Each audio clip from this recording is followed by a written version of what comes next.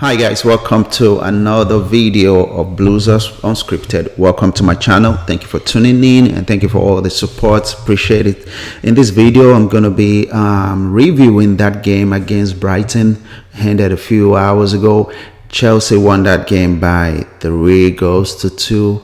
A lot of things happened. We saw a lot of reds, one from the referee, red card from the referee, and another red that I saw was blood from Armando Broja. The game was it was a roller coaster when you talk about emotions and everything. I wasn't expecting anything. I was actually thinking it was going to end in a 1-1 draw. If you missed my video, go back and check for me, please. If you missed my last video of me previewing this game, please just check on my channel and I'll try to post a link for you guys too. Anyways, this game went it was a roller coaster, emotions up and down. At a point after that red card, I felt this was going to be another bad day, but I'm not sure what Mauricio Pochettino told them in the dressing room, but he must have encouraged those guys. But Chelsea came back, scored that third goal, and it was over. I knew there's no way we're going to lose this. So in this video, this is what I typically do.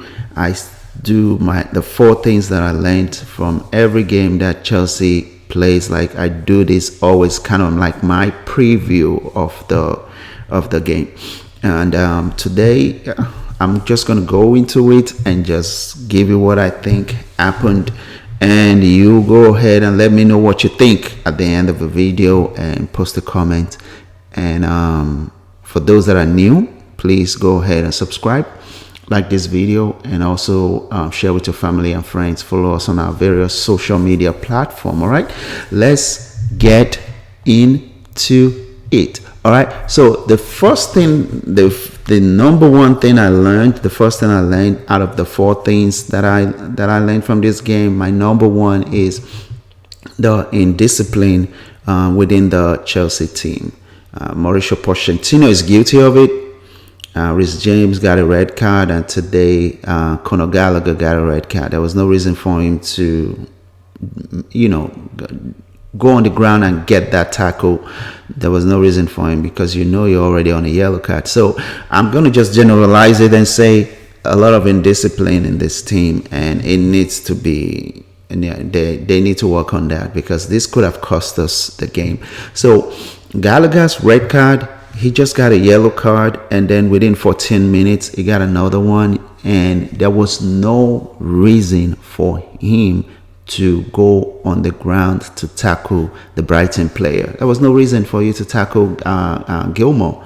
There was no reason for you at all, but he went on the ground, tackled him before he got the ball, and when VAR reviewed it, they knew it was pure red card.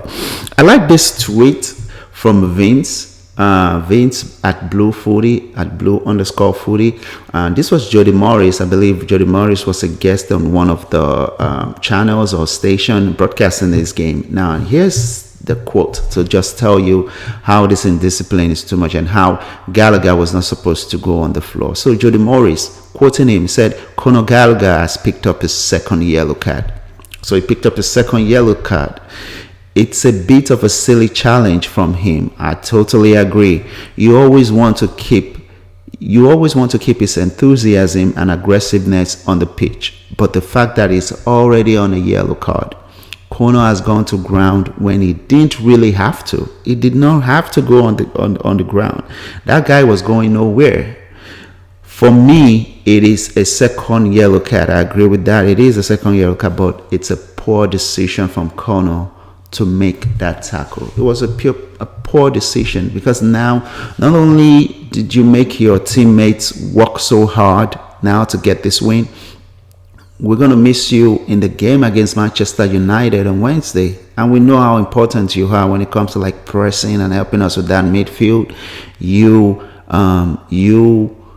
Enzo and Caicedo, you guys are building that partnership, that trio partnership that needs nurturing, and now you're going to be missed in the next 3 games.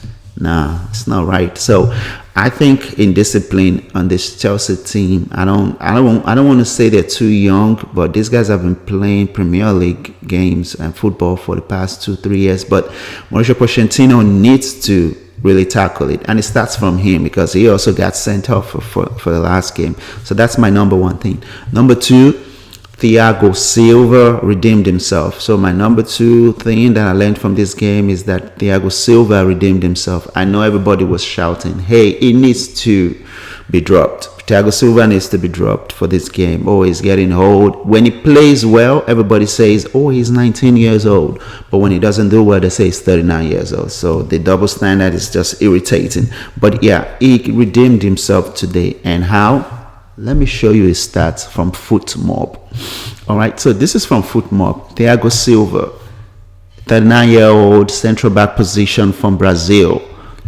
Tackles 1, 2 of 2. He had 100% tackle. Last man tackle 1. Blocks 1. There was one block he with his head. That ball was going in, and he just headed that ball over the bar. So clearance, he had 10. Headed clearance 6. Interceptions 1. Recoveries 3, dribble pass only 1, and now ground duels he had 75%. He won 3 out of his 4 ground duels, and area duels he got 100%. That is Thiago Silva for you. He's been putting in like MVP performance every game, and he leaves it on the field. He blames he calls you out on the field. He calls his teammate out, hey, you were supposed to be here. There was one time on the right hand side, he had 2 players that he had to deal with, and Disasi went and played center back, and he was like, wait, you're supposed to help me out here. So he calls you out, says it on the field, and whenever he's done anything wrong, he will apologize through his Twitter account or Instagram account. So I feel like he should have been given that captaincy, but hey, that's another story for now. So that's my number 2. Now my number three of the 4 things that I learned from that Chelsea and Brighton game, my number 3 is Pochettino's substitution. His substitution and the information he gave them was spot on today. So look at this. So his substitution, he played with the same team, even though they were down by a player. We had a red card. He played with the same team. I don't know what he told them during the halftime, but they came out gun blazing. They were ready to fight for Chelsea. So he gave them instructions.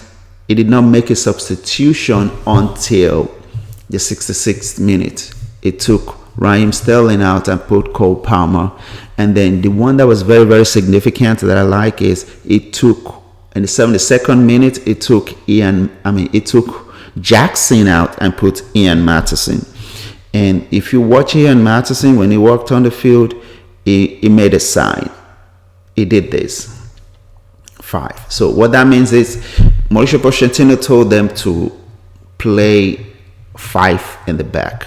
And what that means is we now have wingers. So Disasi moved in.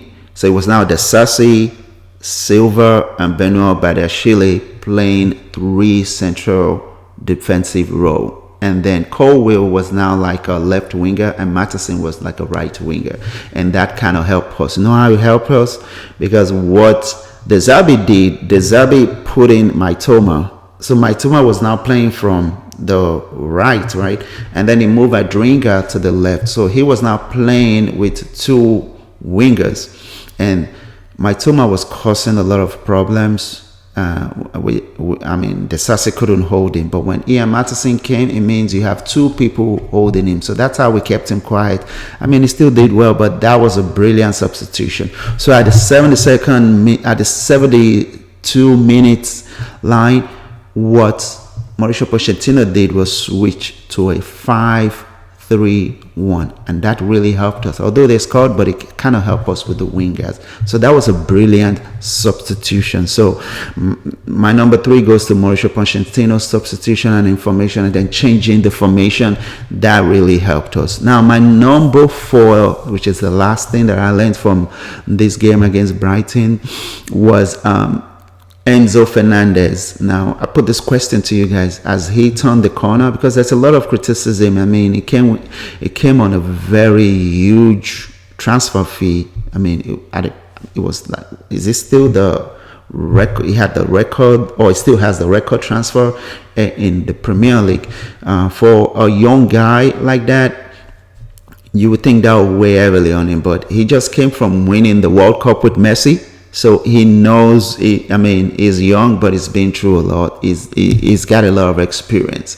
So Enzo today had 2 goals. But what drew me what I want to focus on pretty much on his performance is the defensive aspect of his performance.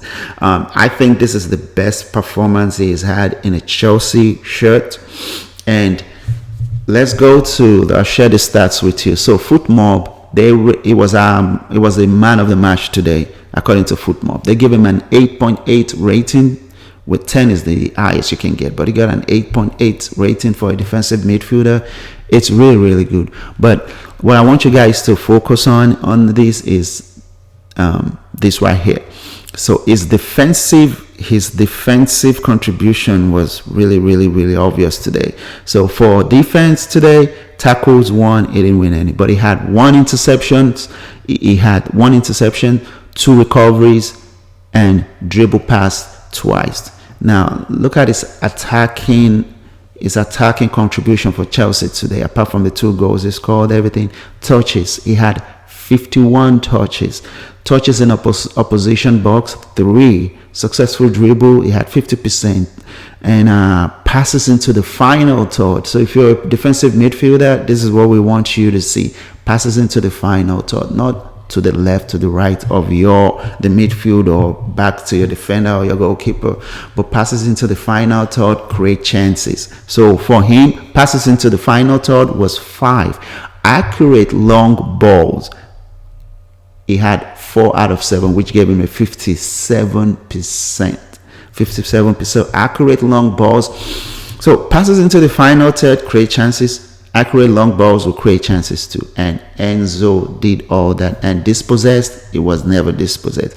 So I think it's his best performance in a Chelsea shirt. And he did well, because people were starting to go in on him, saying, hey, maybe we need to drop him and bring somebody else and all that. If not for the injury, maybe Lavia would have taken his place. But this is a World Cup winner. Young, very smart. You need to go back and watch what he did when he was playing in the Portuguese league. It was good for Benfica. So those are my 4 things that I learned from this game.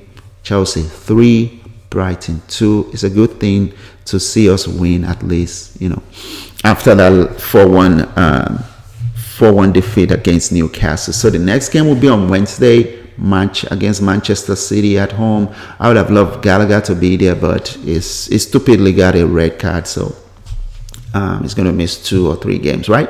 So hopefully we'll get Nkunku back. Hopefully we'll get Lavia back. Hopefully we'll get Malo Gusto back, and Reece James. But this was a good win for us. It would give us the confidence to go into that game against Manchester United at the Old Trafford and try to win, or maybe get a draw. But guys, go ahead and comment for me. What do you think about this game? What are your 4 things that you learned? Do you agree with me, or you have your own 4 things? Just go ahead, comment below. Don't forget to like this video, share with your friends and family, and I'll catch you guys in another video before the game against Manchester United on Wednesday. Let's keep that blue flag flying. Come on, you Chelsea.